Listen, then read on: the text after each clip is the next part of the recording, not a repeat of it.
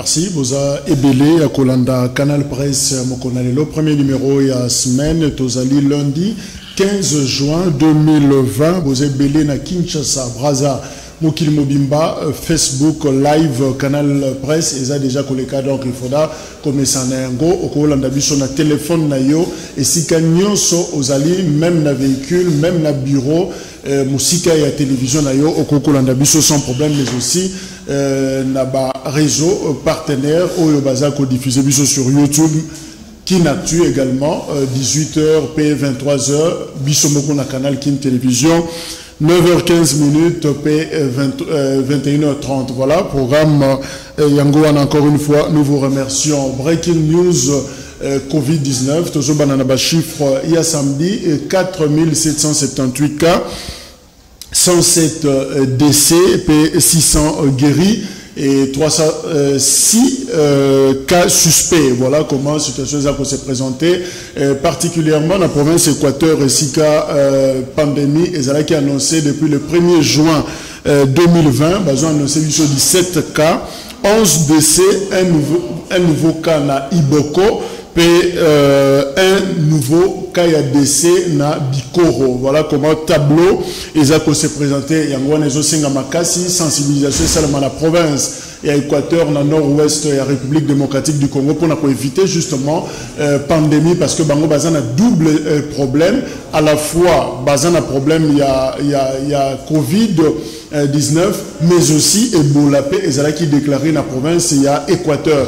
Donc, Bitumbami, Balewana, et a jeté beaucoup de sensibilisation pour que finalement, Tolonga, pandémie, Oyo, et Zubiso, tant depuis le mois de mars. Alors, Bolanda, sensibilisation d'Équateur, il y a gouverneur honoraire Jean-Claude Bayendeta Feliko, Azalakiwana, Aza d'ailleurs, Kunaza pour séjourner pour sensibiliser. Situation Ebola, pays à Covid-19, où ils ont battre record dans le quartier Air Congo, Pembeni aéroport, il y a Mbandaka d'ailleurs, quartier na Yesika Botami, pays à Koli, Tolanda image. Le leader politique le mieux écouté de la ville et élu de Mbandaka, Jean-Claude Bayendeta Feliko, a effectué une descente à l'hôpital général de référence de Mbandaka, situé au quartier Air Congo, épicentre de la maladie à virus Ebola. L'ancien gouverneur des provinces, Jean-Claude Bayendé, y est allé pour mobiliser toute sa base à adhérer aux mesures de lutte contre la maladie à virus Ebola, également couper court à toutes les rumeurs autour de la maladie. Jean-Claude Bayendé et Feliko a indiqué que la maladie à virus Ebola et la Covid-19 sont une réalité dans la vie de Mbandaka. Toute sa base a été invitée à observer les mesures barrières telles qu'édictées par le chef de l'État, Félix Antoine Tshisekedi Tshilombo, pour lutter contre la maladie dans un bref délai. Il a aussi reçu son vaccin contre Ebola en présence de plusieurs témoins, question de servir d'exemple à l'ensemble de la population. C'était avant de revenir sur l'essence de sa mission. La ville de Mbandaka fait face à une double pandémie mortelle. C'était d'abord une rumeur. Aujourd'hui, c'est confirmé que Ebola et le coronavirus sont installés dans notre ville de Mbandaka. C'est la raison de mon séjour ici à Mbandaka pour que je vienne participer à la sensibilisation et à la riposte afin de permettre que nos populations ne puissent pas être contaminées par ces deux virus combien mortels. J'ai accompagné le ministre national de la Santé pour que je puisse apporter ma pierre de contribution dans les efforts au niveau national, mais surtout parce que ça touche mon fief électoral, la ville de Mbandaka. Je ne pouvais pas rester indifférent face à cette épidémie. Après ces messages, toute la population de Mbandaka a été mobilisée comme un seul homme pour lutter contre les deux maladies, à savoir la maladie à virus Ebola et la Covid-19 dans la ville de Mbandaka. Merci, honorable Jean-Claude Baïndé et Gombe ne sera pas déconfiné ce lundi. Yangoza Maloba, il y a Bourgmestre Fabrice Ngoï, Bourgmestre et la commune Gombe. Contrairement, il y a rumeur, c'est seulement qu'il y a des réseaux sociaux que Lelo Gombezo Fungwama, il y a lobby que Lelo Gombe Fungwama. Donc, étude des annoncés qui revient à dire que marché central, Zando ya Mounene, en tout cas, c'est un peu pour un temps, parce que Yango Pezo Senga étude et continuer au salima pour la kofungwama. Tout semble la makasi, Nzamba Sala que salaire ya ba député et mata, parce que bango moro déjà, ba Senga qui va bâtir la bango 2000 à chacun, parce que au bazo zoa et alors, si vous avez un bolingo là député, priez mingi pour na bango pour que salaire na bango et mata na 2000 au bakoko bakise la bango. C'est le Kanangi Lazana Bissolongo, journaliste indépendant Mbote. Mbote Ndeko Jacques, Mbote na balandino sur canal Kin, na pesio merci pour l'invitation. Na banzi que le lot levé embargo oyo infligé Kinga depuis plusieurs mois. Nazwa qui ba réaction à ba téléspectateurs rebellés mais aux les questions na canal presse non canal presse eza ipanangate il faut ba bengi sangai le lot comme Ndeko Jacques bengi singa yango na ye na kabola likanisi oyo nazanango na ba téléspectateurs. Fils d'Imanja Zanabiso Longo, yaza ya union syndicale à vendeur ya Kinshasa, Mbote nayo.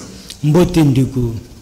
Voilà, Henri Christel Ongenja, YP Azananzela dans quelques minutes, Azo Komelabiso, Azana Société Civile, collectif 24, Bakolo Belabiso, Likambo Bangonde Bazo travailler d'ailleurs, Azana réunion à 11h Awa, na Oyo Etali, désignation d'animateur, il y a bureau, il y a commission électorale nationale indépendante parce que Tokolo Belape Yango, émission à Lelo, mais na bandi na scellé, Toko Tsope na groupe Abato, c'est va prier pour na député, salaire et mat. Merci beaucoup Ndeko Jacques. Nalandi débat ya augmentation ya ba émolument ya ba élus nationaux na biso na ba réseaux sociaux week-end mobimba. Namoni que peuple congolais azo sepela na décision anate. Mais il faut qu'on précise ici que ceux qui autangi ba réaction à ba tebele au monde que raison oyo bazo avancer izakaka situation isa compliquée tout ça na crise ya Covid comment ba député ba kosenga augmentation ya ba émolument na bango. Je tiens ici à dire à la population que la demande des députés ne date pas de maintenant. Okay. Demande wana izalaki isalamaki pendant longtemps d'ailleurs soko tangi discours hollandais discours ya président de la République devant les deux chambres réunies en congrès il revient sur ça. Azo évoqué quelques besoins au ba élu bazanango il faut ba soutenir ba base il faut ba beaucoup. Alors donc je vais dire à la population que demande wana izaya leloté et que ceux qui au lingina peut sa point de vue dans un contexte actuel n'a qu'à soutenir en côté mais je trouve ça légitime. Légitime pourquoi parce que sur OK na présidence par exemple la caméra vous l'a dit na procès qui tant ba commis na présidence ba conseiller au Kabila banda ko fait par exemple 2000 bango bandi ko fait bango ba 6000 caméra l'a dit na procès et donc ceux qui tolingitos à la série na bisomoko beaucoup de maté que ba salaire ya ba conseiller est triplé alors qu'ils ne font rien parce que ceux qui n'a tuni bino depuis que Félix Tshisekedi Azan a parlé de la nation est-ce que population congolaise est sentir changement tout de suite la population va dire non mais à la présidence il y a des conseillers qui vous achètent des véhicules qui vous achètent des parcelles parce que Kamere a dit que salaire na bango est triplé donc ils sont partis je donne un exemple de 2000 par exemple à 6000 c'est ça triplé un salaire. Alors, mais comment beaucoup disent que Batsuo Bazo Sala est l'autre côté? Soit je n'ai pas conseiller en communication au président de la République. Je crois que c'est les services où ils ont Sala est l'autre côté pour Nangaï. Ils ont un service, je ne sais pas, on me dit que c'est des gens formés, ça n'a pas de diplôme, mais attention, voilà pourquoi dans les États-Unis, tout n'a pas de diplôme, tu es Kosenga Moussala. Dans les États-Unis, on pose la question, au koki kosal et la biso nini. Et donc, au kozo ba conseiller, on a besoin de salaire loko mon côté, bo tripler ba salaire na bango, bobo yelesko ba député, oyo bazo bundela mboka na ndenge na bango pour que ba tripler salaire de. Et donc, ngana zolo ba ke ko tripler, ko doubler ou bien ko ajouter ils a mabete, mais moment ils a mal choisi. Okay. Au regard, il y a difficulté aux anamboka. Nazo si ça na eloko moko Ndeko Jacques. Na Lekisi week-end nanka mobimba na kokanisa na kota la comportement ya ba député au union subazalaka ba journaliste ba mbenga ba journaliste engagé ba mbenga ba journaliste patriote ba pesa ba kombo awa ba bandaki kobundisa ka Ndeko Kabila lingi mboka te biso to lingi mboka ba oyo baza kuna baza mayele te biso to za mayele lelo oyo saf vwanga mukebai natanga ka misato wana bazana ba assemblée basali nini est-ce que yoki saf atomboli vana ye pardon safu na vanga bazana national voilà na tambwe yoki ata mutu moko atomboli musatana ye pour contester pour ebisa batu que non attention c'est vrai que ça droit na biso mais moment ils ont mal choisi parce que tant bino bozo senga baba c'est bino $2000 ndeko Jacques et ça maman moko azolo kata 20 000 francs atekata konga na lembali ya sabana na ye fonds capital pendant 7 ans bino boza déjà na ba 4500 bozo linga baba et ça droit na bino na boy na ngate mais na lingaki quand même na moment oyo batu nyonso oyo ba médiocre ngana zo benga nango bango nyonso ba député médiocre nyonso oyo banda ko sala makelele awa bala kisaka ka non mais terme wana isa ba terme oyo bango moko banda qualifier na bango batu ba benga Kabila médiocre ba benga ba député mususu ba médiocre lelo suko bango moko bazawana au monité que bango moko ba sali médiocrité à outrance non seulement baza médiocre parce que bazo linga mbongo parce que ngai ko tona comprendre que qui journalisme engagé wana ezalaki nde engagement ya mbongo merci na comprendre pe que depuis baza wana loi mon côté initiative mon côté merci fils de Manja réaction aux appels de la société civile structure la bino alors finalement tant yoki message wana parce que yozo gérer ba vendeur to yebi lelo na Congo et ça la batu ba capital à 10 000 francs 5 000 francs congolais capital na yemo bimba yango wana ce n'est même pas $5 alors tant aux autres ba député ba 2000 na mutu bango baza 500 sur reçu ba sénateur baza 108 ça peut pas million finalement et ça la combien réaction des amis. Merci Ndeko Jacques, je pense que réaction Nangaï Zali vraiment il est comme parce que il est vrai que Bakoki peut estimer que le club Bazali ko sala musala et que Moutonio Soka sala musala il faut avoir revenu moko pour permettre ya sala face na ba besoin ou yayi mais moment où bango basengi ba baxela bango mbongo wana ezali mal choisi parce que pas ezali na mboka yo wuti ko lo baete biso tozali bato to kambaka bateki soko tire na secteur na biso parce ezali makasi et l'État ne fait rien on pouvait même que mbongo wana pour ne constituer fonds de garantie pour les petits commerçants parce que ba député déjà bazala kamalam bazana ba mituka bazana bandako bazana condition moko ya bien pourquoi seulement et pas les petits peuples est-ce que bango petit peuple a voté qui bango pour que bango moko bazana malam petit peuple a dit que la malamouté ba soda bazana ba problème ya salaire ba policier bazana problème ya ba salaire est-ce qu'ils ne peuvent pas plaider pour que ba policier ba militaire ba fonctionnaire ba condition na bango échanger il y a même des retraités oyo ba sala ki musala makasi pona mboka oyo ils ont donné tout pour ce pays mais après tango ba ki na retraite baza na situation encore compliquée est-ce que ba élu na biso baza ko songer pour na batoa moi je pense que la vendeur au boza ko gérer bazo senga déconfinement et marché central parce que faut bazongela ba activité na bango mais bourgmestre ya Gomba biso en tout cas c'est pas pour aujourd'hui bien que ba to ba lobby yango na week-end awa encore une fois réaction na binezani bon réaction na biso ezali c'est tout à fait normal parce que net na niveau à marché central et sengeli misali sali parce que bien que tous allez encadrer les commerçants, mais biso peut permettre que les commerçants bateka na ba condition moko où ils allaient mabé parce que ko bota ba maladie ebeli. Tout a déjà na épidémie moko ils allaient bandi na Équateur, Ebola, tout a déjà na coronavirus où ils allaient avoir ce qui épidémie mususu ebotami ko la mabé makashi parce que marché central les alliés c'est plus de 30 000 vendeurs.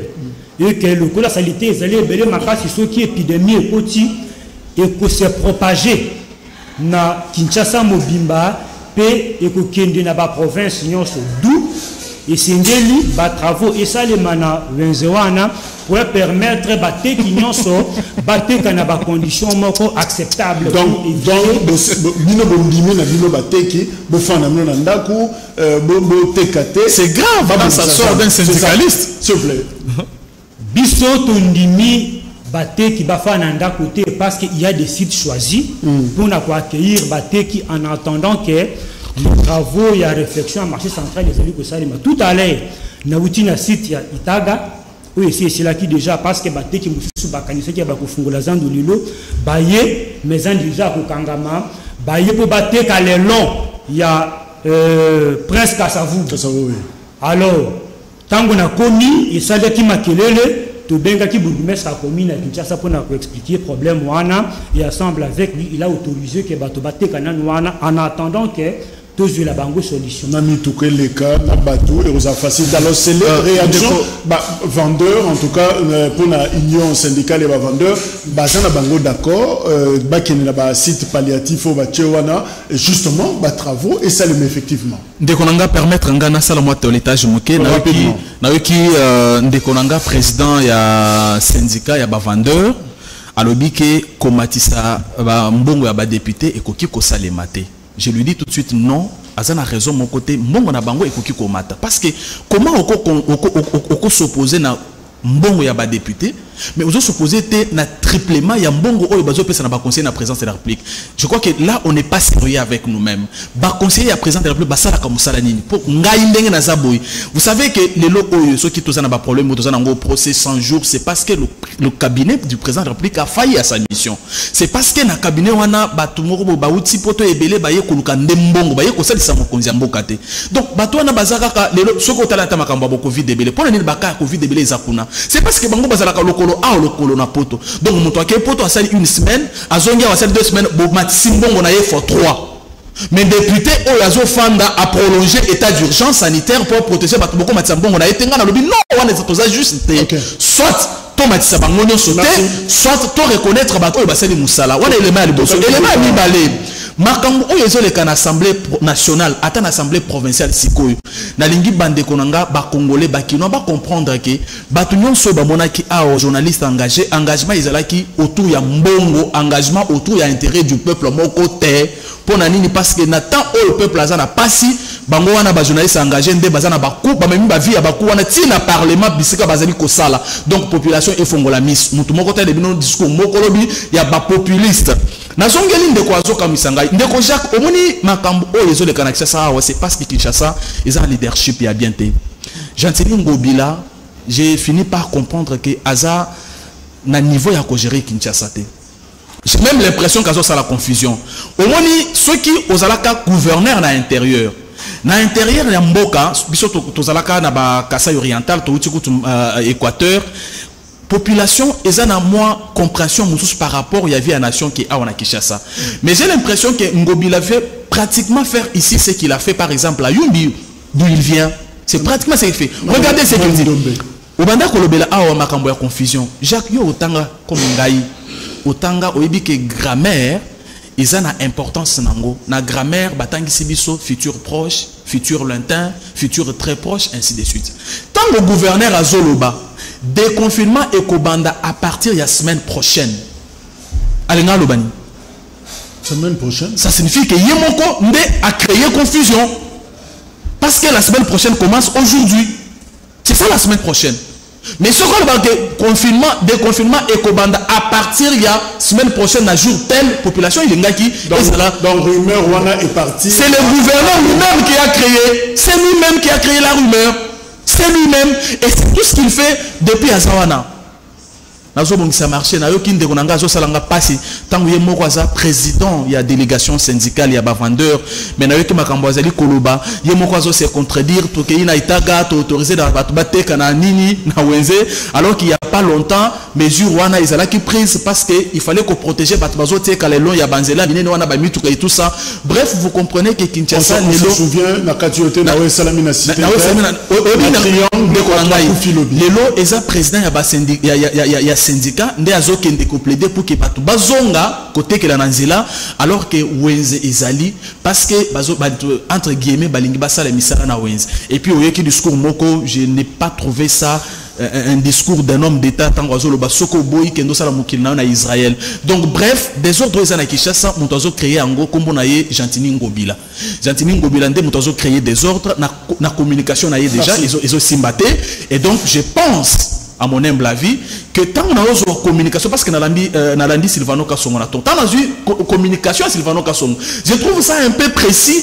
que communication au Ngobilazo sala batu bazo souffrir ndeko batu ba fan déjà ndako ça fait plus de 2 mois au batu ba sala maintenant que il faut ba fongola za bakata ba travaux wana soko landela ngoza na ba intérêt ya batu bazana ba pourcentage kuna population marchande azana eloko moko azo gagner kuna. Merci de vous sala ya ngobela lelo eza ko kangisa ba journaliste ceux que journaliste Hollanda kakanga ki ba journaliste ya RTG a le passé et donc désordre wana eza bien te et tant que zo bima na monoko ya présence syndical vraiment je suis scandalisé clôturer dossier wana est-ce que binomo besoin mesure il y a risque tant bolobi en attendant batubate kanitaga même les longs bakufana bango balabala sobi tozuma kambele kilo bina triangle remorque et ramasser pratiquement batunyo so bazaki na marché pirate liwa et zelaraté ba travaux imbéciles donc à tout moment ça peut surprendre les gens est-ce que besoin mesure wana il y a risque mais besoin na batu ba banda koteka.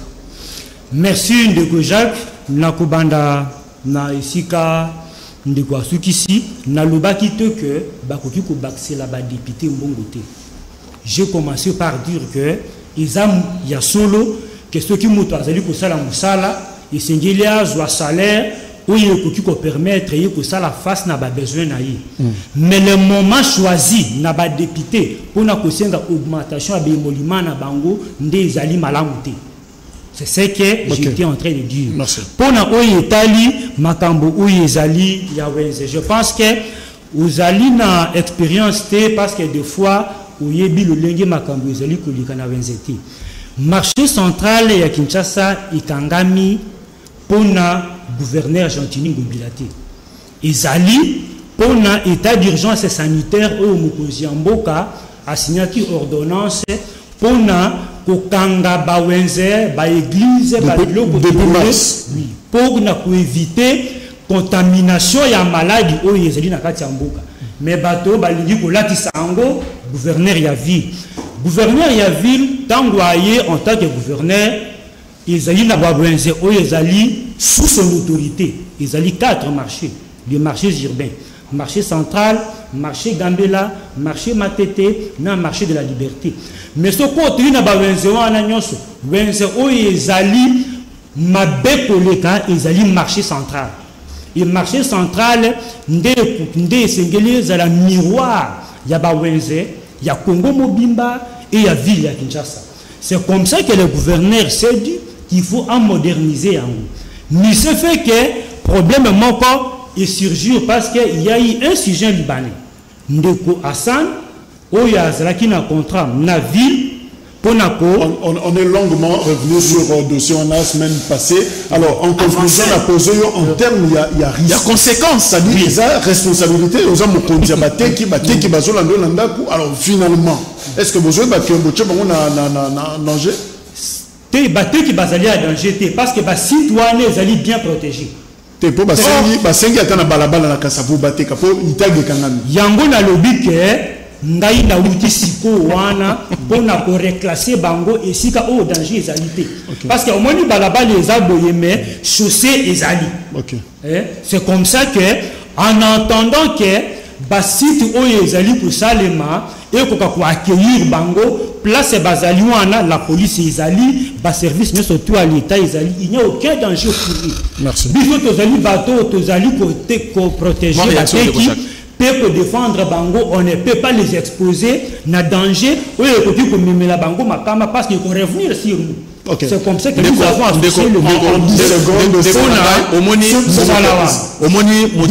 omoni mutinda miyande Congo bilandenge azo souffrir azana réponse ya kopesa ote azo loba que yé auti kuna akeye ko so ba disposition est-ce que réglementé côté ka et comme musala ya syndicaliste wana yelema ya liboso elema ya mibale batu ba uti ko fa na triangle c'est parce que police ezala kité. Ndeko nanga mieux vaut prévenir que guérir. C'est vrai que azo ya ko défendre ndeko ngobila awa azo lobake non ndeko yo otambola kana tana bamboka mususu ba wenzeza kana Congo te oso yoka na mboka nini bakanga wenze po batonga to batongisa wenze ba chef ba futa ka taxe wana esala musala nini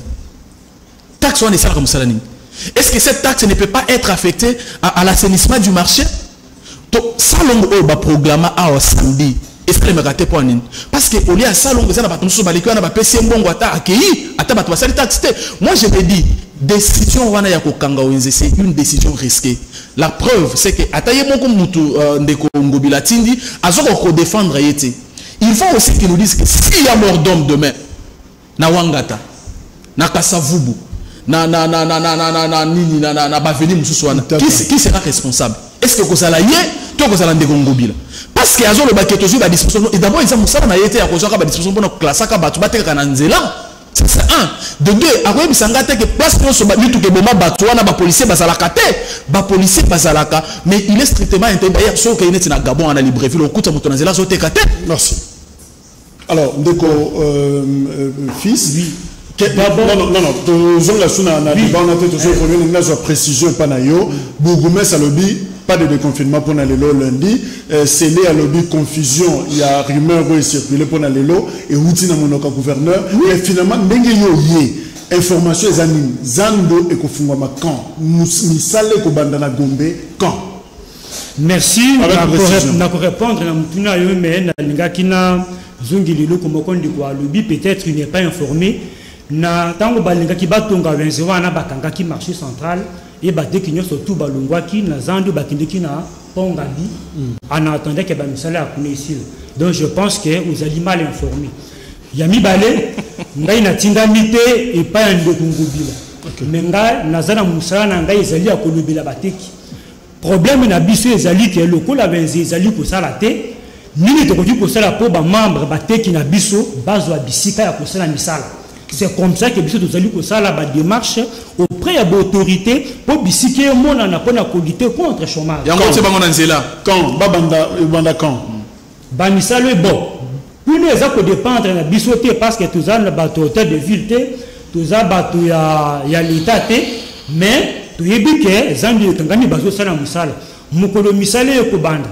To mukolo misale ko sila wana, il faut que tout na gouverneur, tout bateau à cabinet naïe, c'est eux qui peuvent nous dire que Moussale Kobanda Moukoloboye peut aussi la Moukoloboye. Alors, comme aux amours de la société civile, tout à la paix, image Oyo, je crois que photo, vous reconnaître Yango, il n'y a pas à la qui, Moko, et bateau va évoluer dans la société civile congolaise, et puis à Yeko Kende, la politique. Pierre Lumbi au Congo, à Zalisou Nabamoïté, depuis dimanche.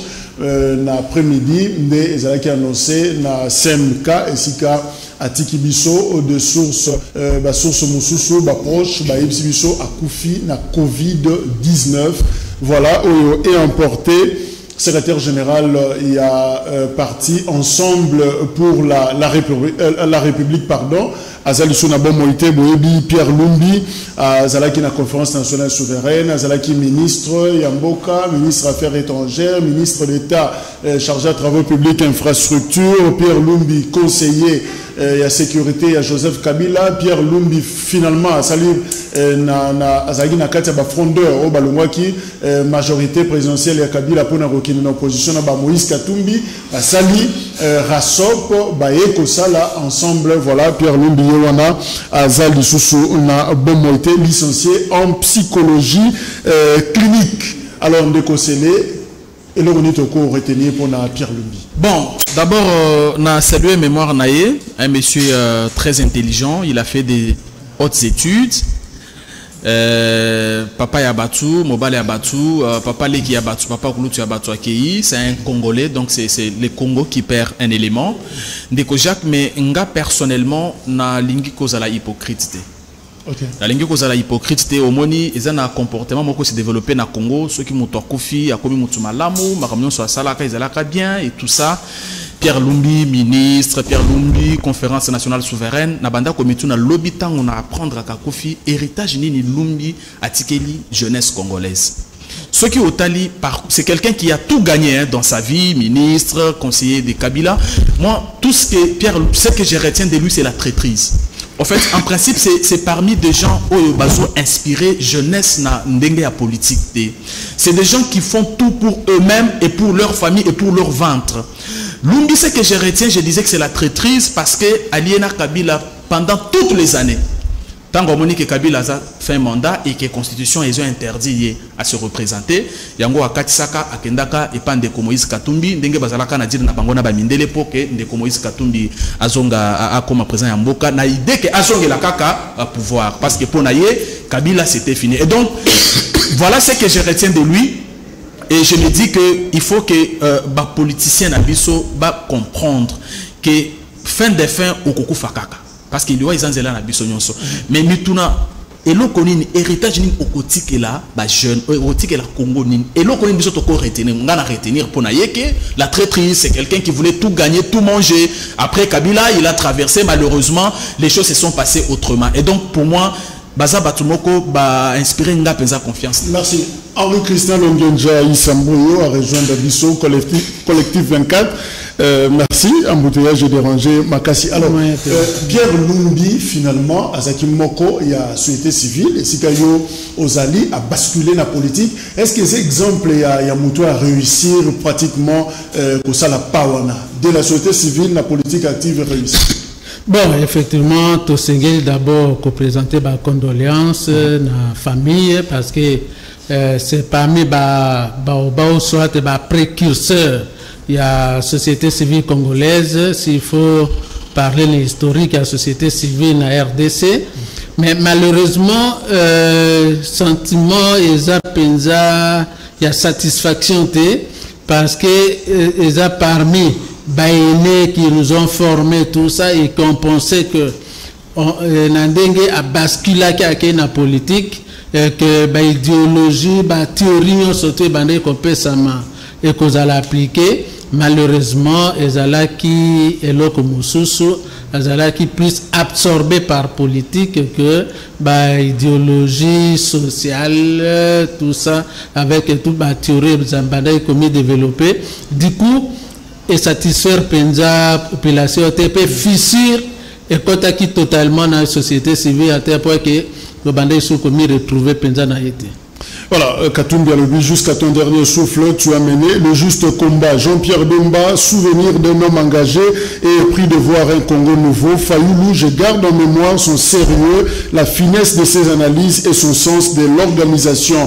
Jean-Marc Kabound, c'est un homme très engagé et aimable. Lucha Balobi, il avait le courage de ses convictions.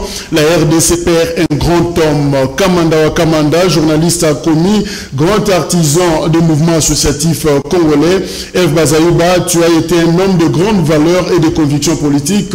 Julien Paloukou a commis, c'est un fils d'un paysan agriculteur. Pour nous rappeler l'origine naïe, Billy Kambale, Alobi, vous avez combattu et vous avez vaincu. Et Congo en avant, Yameda Kankolongo peut rendre également hommage parce que à reconnaître que à Zoki encadrement, il y a Pierre Lumbi, même chose qu'on a José Ndundu Bolongue, où il a salué mémoire, il y a Pierre Lumbi. Alors, fils d'Imanja, réaction à yo, et par rapport à Pierre Lumbi, est-ce que à atteindre objectif naïe, tant à Longwe Kabila, à quelle opposition, les lois sont na bonne moïté, est-ce qu'il a réussi à atteindre objectif? Bon, d'abord, il y a les boussons qui souhaitent ma condoléance na famille biologique naïe, puis na famille politique naïe. Personnellement, na yebaki été, je ne l'ai pas connu personnellement, mais où na yebi été, musala sala qui a occupé qui ba fonction ibélé, c'est une perte pour la République parce que ils en a ba secret makambo ibélé, ya yebaki, pe akokaki kutia yango na misala pour l'intérêt de la nation. Donc, où tu peux c'est que c'est une perte pour la République parce que boyebi oyo azalaki nango mingi atiaki yango na service ya malamu te parce qu'il y a beaucoup de gens qui ont décrié le lenge na ya kusala musala mais le kola azali susute izali kaka bato bazali autour na yende bakoki koloba soki atteindaki objectif na ye toté parce que yenda yebaki pourquoi il a quitté Kabila pour na kotambola bipa union sur atambola ki wana c'était à lui ya koloba ke atteindre objectif toté. Voilà. Donc, tout le programme de Ezokende, il y a Lugi Gizenga ici et Bimi. Alors, pour la Pierre Lumbi, on verra comment Ndenge Makambo Eko évoluer. Une autre actualité, Ezali, désignation, il y a un animateur à niveau, il y a Commission électorale nationale indépendante. Alors, information, Tozana Yango, bureau et assemblée provinciale, Sengi na confession religieuse, si qu'il y a animateur Mingi Aseni, Outa, procéder déjà na Kopona Mawana et Fandaki qui ba poni mais et ça là qui lokola moi Makelele. Alors Henri Christin Azanabiso et Longo, qu'est-ce qui se passe concrètement en résumé là on te comprend. Bon, na beaucoup se na banza ki eloko ezole kawana esengeto yeba ki seni ezali organe o epesaka bakonzi. Pe soki mbilinga ezokota na mboka responsabilité ya liboso etali seni. Totali makambo eleki na 2006, 2011 na 2018. Ba élection wana responsabilité ya seni eza makasi. Yango wana tolobaki esengeli ba réforme esalema. Et puis restructuration ya seni esalema. Et ba réforme ya seni ane lingi kolobate na kati ya mibeko oza ko kamba seni esengeli ba bongo la makambo mosusu pour te gestion ou soit ba décision et le kanandenge ya pour le là par exemple le soki totali ndenge plénière ya seni ezali baza zone na mitano. Kasi soki otali na plénière wana ba composante ezali ba parti politique ezali opposition société civile tozaka kamisato mais ebele eza ba politique. Alors que organe wana esengeli kozala organe ya appui ya démocratie. Alors soki tolingi vraiment que ba élection za la transparente esengeli te que ba politique bazala na kati.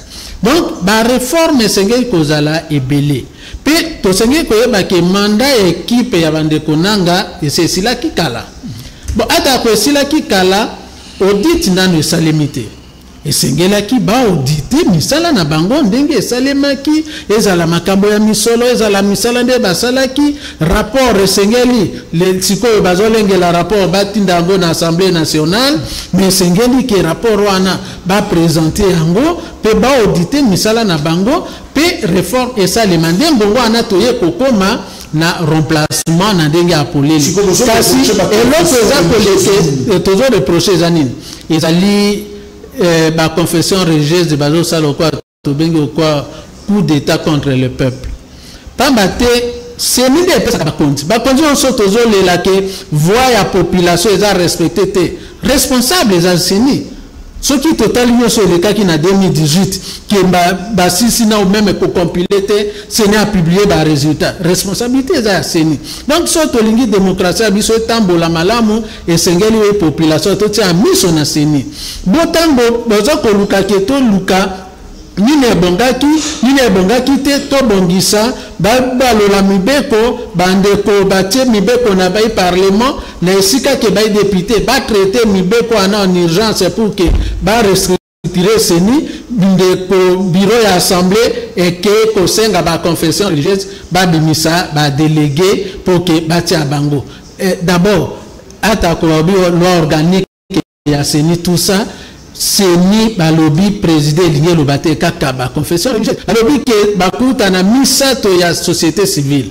Alors sikoyo tomoni ba confession religieuse tozaki na dynamique nyonso ke il faut ba réformer seni ba restructurer seni na place ya po bandana no wana ba auditer seni ba restructurer ya prendre ba ya kotia nini bango bazoleka na ndenge alinanisa ya fenêtre pour que batia mutu wana pe mutu wango pe toyebi misala nini asala na kati ya seni. Donc alors c'est les Kanangila. Est-ce que tu as l'impression que esa guerre moko ya qui va contrôler la CENI? Est-ce que esa na logique wana? Mais ndeko nangai guerre wana e bandi le loté. Yonanga toza na mboka depuis 2006 oko tangilanga kombo président moko ya CENI o ya sasa la unanimité azate. Donc bref, je rappelle que tu as dit Malou Ngoïmolunda, Corneille président mon côté ya CENI assis à sa unanimité. Rappelez-vous qu'il y avait même n'a qu'à rappeler que lors il y a désignation il y a Maloumal, il y avait des manifestations pendant que l'équipe Maloumal était en train d'être entérinée par l'Assemblée nationale. Et donc, en fait, aussi, ça habitue à biso. Et ce qu'on tourne le UDPS, où il y a banda qu'on contestait Nanga. On regarde ce que Nanga zamutu malam. Pour nani parce que Nanga a organisé l'élection, bango bazui. Donc, nous sommes dans un pays où ceux qui n'ont pas zate ils amabe, ceux qui n'ont pas zate ils bien. Vous comprenez? Ce qu'on tangi article 10, il y a loi organique. Il y a CENI, article loi ils ont remplacé loi il y a 2010. Balobi que CENI, il faut ezalana 13 membres. Okay. Parmi les 13 membres, 6 personnes, il faut baouta na majorité parlementaire. 4 personnes baouti na opposition. 3 personnes baouti na société civile. Moi, on a société civile, bar confession religieuse. Moi, on a société civile, bar droit des femmes. Moi, on a société civile au Italie, éducation électorale. C'est ça ce que dit la loi. La loi est le but que il faut à la Mosembo, il faut à la, je ne sais pas, Maloualou, Bokondoa. Loi est précisée pour voter. Ça, c'est le premier élément. Et donc, nous sommes en discussion, oya longwa, oya zamoto akabila ndena loki bazolo baki comment Ronsard, azamoto ya FCC na yoki ndeng Christian awa uti kolo baki asali makambo mabe mais attends yango. Donc pardon, non, on ne met pas en cause Ronsard. Nous on met en cause pardon la procédure de marche. Mais si on s'en tient au processus. Si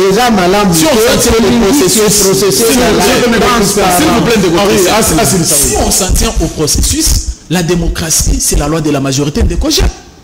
Sur 10, lorsque on s'arrête déjà à 6 soutien à 6 confessions religieuses. Pour nous remettre en cause. Déjà, 6. Vous remettre en cause pour Nanini.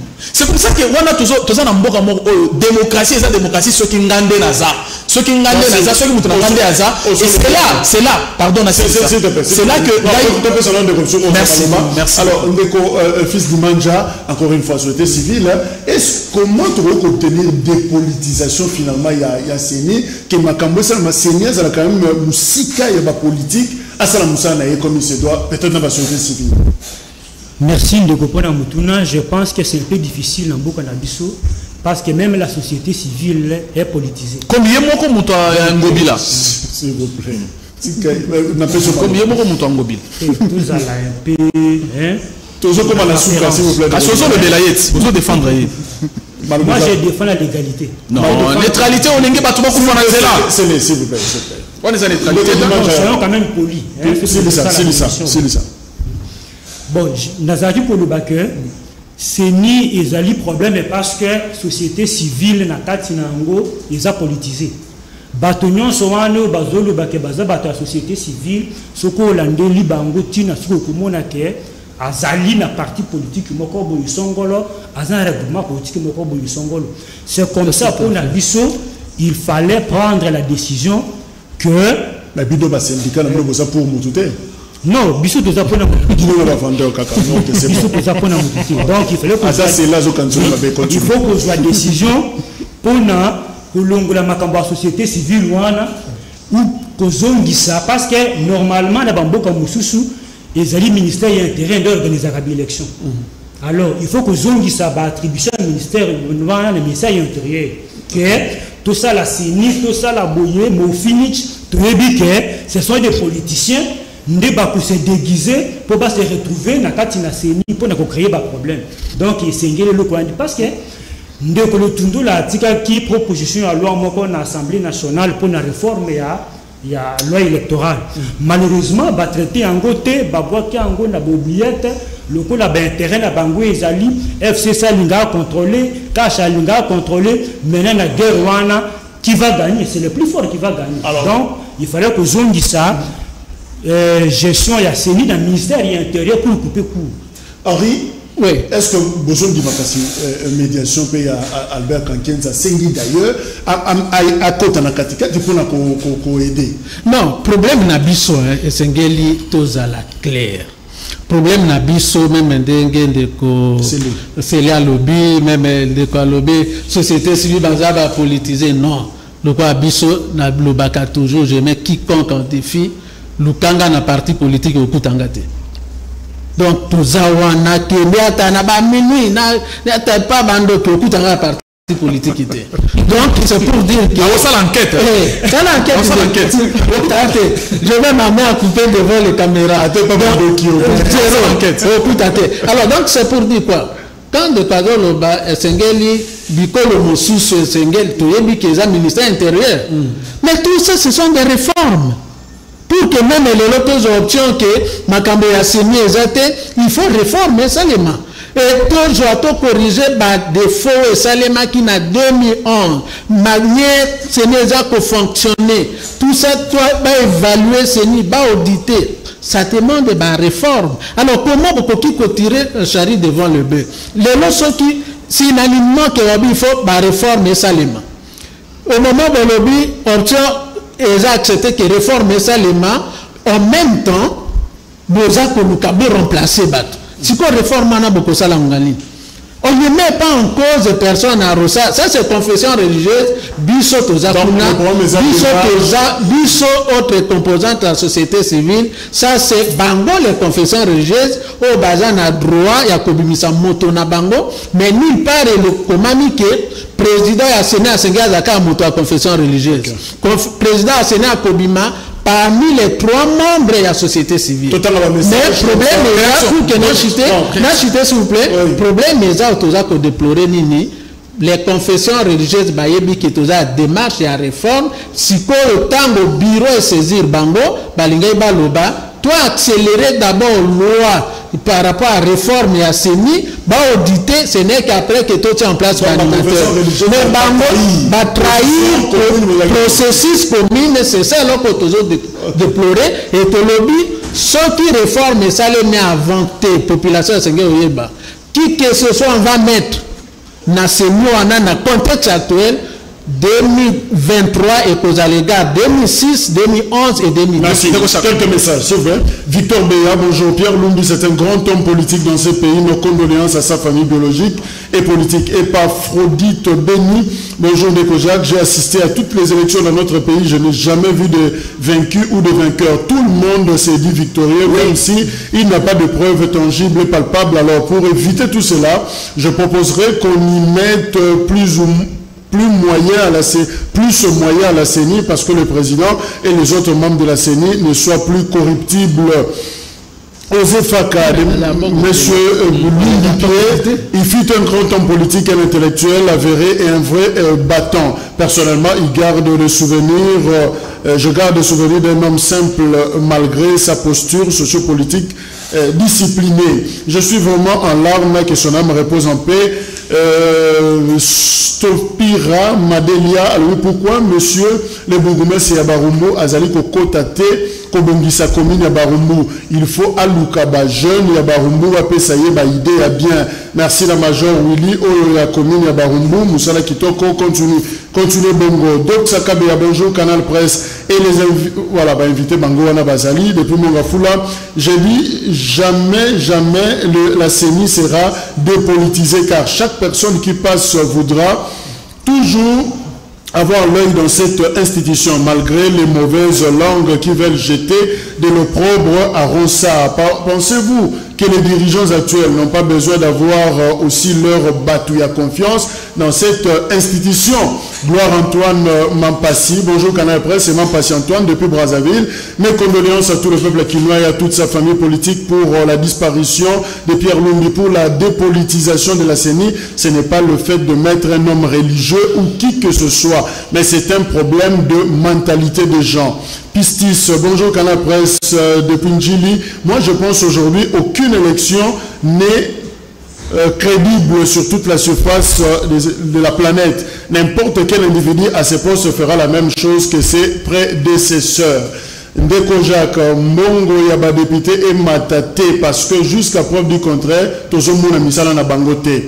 Bonjour Ndeko Jacques, ceux qui qui c'est la député salaire, qui c'est la paix, monsieur, prof, soldat, paix quelque chose parce que Bango, Bazouaka Mbongo Mouké. Qui c'est Mbongo na député, Mbongo et Kouta Wapi.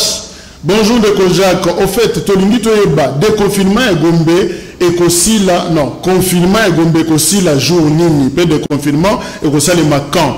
Bourgoumès, ça le dit en tout cas, ils apprennent à l'éloter. Donc, tout ça, c'est là. Bonjour Jacques, UDPS, éthique à Kosala politique, il y a menace. Bonjour Jacques, sincères félicitations pour la qualité et la présentation et Canal Presse, merci. Ndeko Kalonji ba élu bazo senga augmentation à salaire. Est-ce que basi basala mobeko moko contre inégalité salariale? Ndenge ba enseignant na ba soda ba futa maka.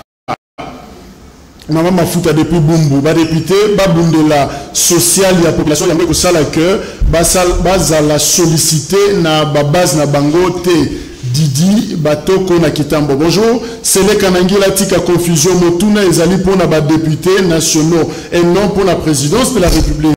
Bonjour Ndeko, Oyo Azolo comme président et syndicat. Aye Bisabiso, Aza président et syndicat, il y a vendeur,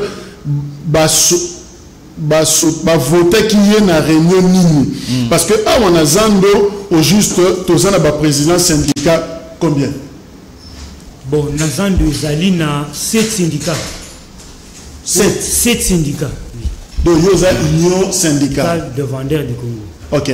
Alors, d'abord, il faut que à ceux qui bâtissent Jésus-Christ dans Congo a organisé l'élection. Président Yassoni a contesté. Ça, il faut qu'on se mette d'accord.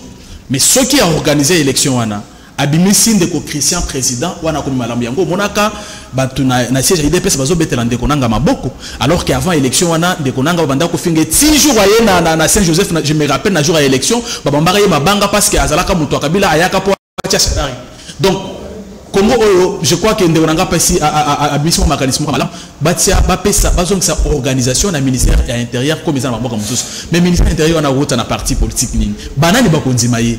Donc, tu as une difficulté. Mais il faut aussi comprendre que Gilbert Kankonde a organisé l'élection. Il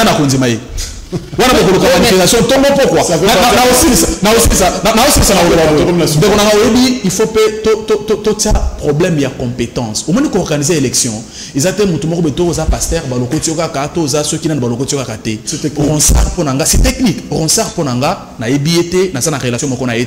Moi, il répond aux critères au regard de sa compétence à la matière. Donc, le problème, c'est la démarche. On a un problème dans Rosarte, on a un problème, il y a un individu psychoté, pour un problème, il y a des démarches. Au moins, il y a une institution où il y a une transparence. Ce qui démarche, il y a transparente, tout côté met attendre na résultat où ils a transparenté.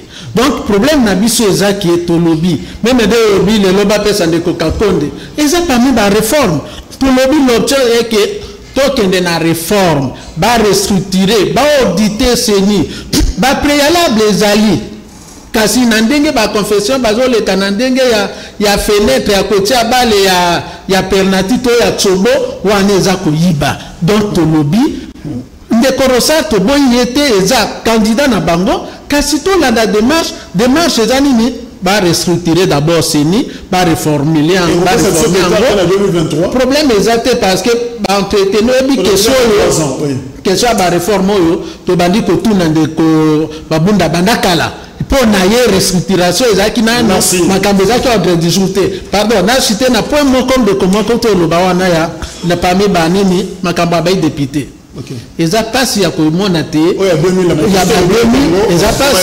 alors que tant que enseignant bazato senga inspecteur bazo senga misolo ba le beauté état d'urgence ba qui compenser en beauté ils allaient injuste et sengeli justice et salema na batonyo sopé mbongo kabolama na ndenge le gouvernement. Conclusion 10 secondes. Oui, merci Ndeko Jacques. Je pense que bisoto ku senga na baté kinyoso Natina a été basse na manipulation. Je pense que l'état d'urgence sanitaire, ils allaient déconfiner Gombité. Basite ils allaient déjà disponible pour na kuyamba bateki. Tous na site Itaga, tous na Kabinda plateau, tous allés na Kalembelembe, tous allés na Rae 24, bisika wana, ils allaient wana pour na kuyamba bino en attendant que Gombe, Misala, ils allaient conseiller na marché central ici là.